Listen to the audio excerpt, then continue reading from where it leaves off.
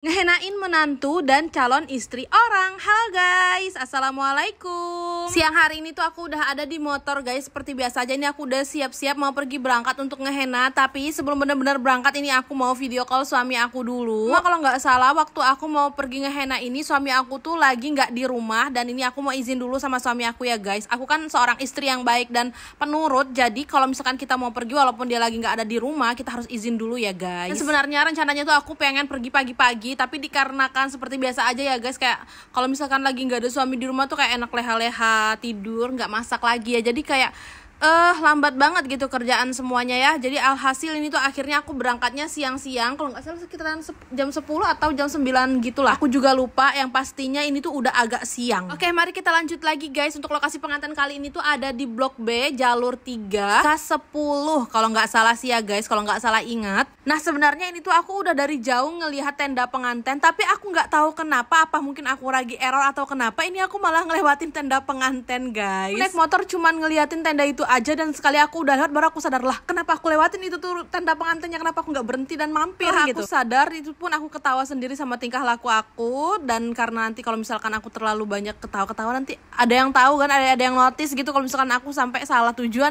Jadi aku memutuskan untuk langsung cepet-cepet aja putar balik dan langsung masuk ke lokasi pengantin. Di lokasi pengantin ternyata ini tuh masih sepi. Terus untuk dekorasi juga udah sekitaran 60% atau 50% gitu. Mungkin untuk dekorasinya bakal dilanjut sekitaran sore atau malam, gak tahu juga kapan. Yang pastinya itu tuh belum selesai ya guys. Ya udah, nggak apa-apa, untuk dekor itu nggak masalah karena memang itu bukan urusan aku, tapi itu tuh urusan tim dekor. Jadi di sini aku memutuskan untuk langsung aja masuk ke rumah pengantin dan langsung nyariin pengantin seperti biasa aja. Aku udah ketemu sama pengantinnya, duduk siap-siap, terus langsung lanjut lagi untuk ngehenain pengantin. Dan alhamdulillah ini tuh untuk di bagian tangan kanan dan tangan kiri udah selesai. Setelah ngehena di bagian tangan kanan dan tangan kiri selesai, ini tuh langsung lanjut aja ngehena di bagian kaki seperti biasa ya guys ya.